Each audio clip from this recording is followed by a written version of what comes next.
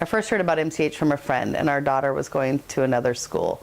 And then about a month later, we were attending an auction for my husband's work, and Montessori Children's House, and Linda Cole Weaver, the owner, had donated a year-long tuition. So I told my husband to go and bid on that auction item, and we did, and we won it. And then I came and did a tour of the school and absolutely fell in love with it. And that was 15 years ago. I've been working here for 8 years now, but as a family we've been here for 10. When I first looked for a school for my daughter, who's in middle school right now, I looked for a place for both of us. Somewhere where she could grow and learn and flourish. And, you know, a place where I could work as well. And then this place just fit perfectly. We were so happy when we found it, and then we're still happy we're here. I started in a toddler classroom, and then I moved on to infants and started a second infant classroom in a home-based program at the time. So in January, I began my 10th year. So my first impression was I thought it was a beautiful campus. I love the nature, and I think what really wowed me was that I had known this school to work with students that had special needs or were atypical. And I think when I came on campus, I was just really impressed by the level of inclusion that they had, and I was really excited to be a part of it. I actually started at the school taking a tour as a parent when Noah was a toddler, and by the end of the tour I asked if there were any jobs because I wanted to work here and I needed my kid to go here.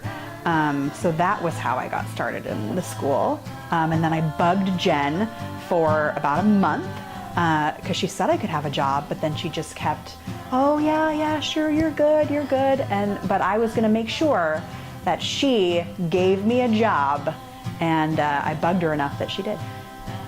My daughter first enrolled here when she was an infant. And of course my mother opened the school when I was a senior in high school. Well, it was very striking for me when I took my daughter to the two schools that I was considering, and she immediately said, it's got to be this one. No discussion, no, well, I can see the good points of each. It has to be MCH. It was obvious to me from the first time that I walked on the campus that the teachers absolutely loved teaching the children. And I absolutely loved the beautiful campus. It was 1.5 acres then. And they had goats still at that time, and ducks. When I first got here, we had 2 goats. And they lived right outside of my classroom. I was the lead teacher in Azul. And they were named Zeus and Pegasus. And they were kind of ornery, because goats are kind of ornery. Well, Pegasus died and we had Zeus, but we thought Zeus was a silly name for a goat, so we renamed him Billy, which made more sense naturally. Over time, we got 2 younger goats, and we didn't have names for them, and I took the kindergartners out to meet them. I had maybe 5 or 6 kindergartners.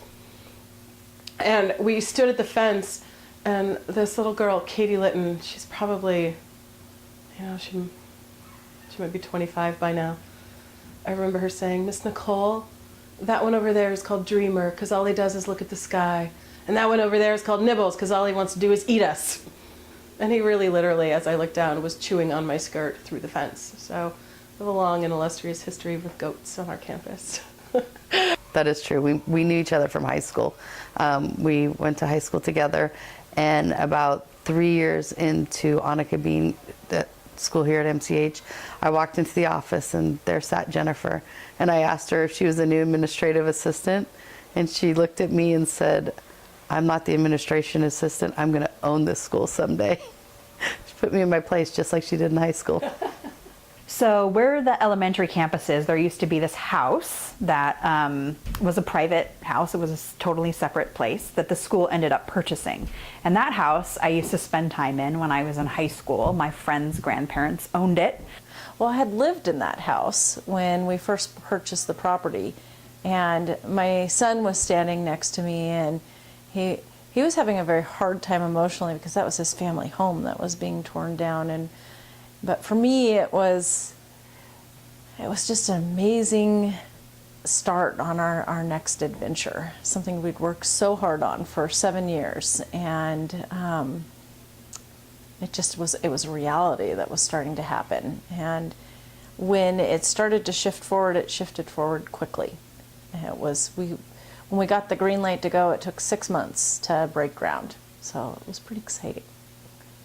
I remember the day that they took down the building that it was in the spot of our elementary building, Building C. There was a house there, and the infants and toddlers had been in that room, or the toddlers had in that house. And we knew about it, and we'd been over there. And I think it was April 1st or end of March, early April. And we had a field trip scheduled to the Seattle Art Museum. And it was also the day of demolition on the house. And there was a sense of, oh, we can't leave campus today, but we have to leave campus. And we knew the field trip was coming, and we didn't want to miss the demolition. Well, we woke up that morning, and there'd been snow. And there was a 2-hour delay for school, so we had to cancel the field trip. And all the kids came, and we got to stand in what was a blackberry patch and watch them demolish the old building and cheer and whoop and look towards the future. That was a really nice surprise April snowstorm that year. So my favorite memory of the 30 years of the MCH history is when we took down the house over at the new property. It was amazing to watch the house come down and to see a new beginning for MCH. It was, and then my other favorite was the groundbreaking when we broke ground for the building, because I knew in that moment that the MCH that we came to, which was the small, quaint school, was now growing into what we have today. I've seen a lot of changes, especially in the elementary. I was here before we had the new building, so we were used to that very small space with a lot of students. And we got to see the building, the building that was there getting moved away, and then the construction happening and planning out where everything's going to go, and then moving in, and then having this great building the past couple of years. Then the nature trail, I was here when I did the child care when the nature trail was when we had parent work parties.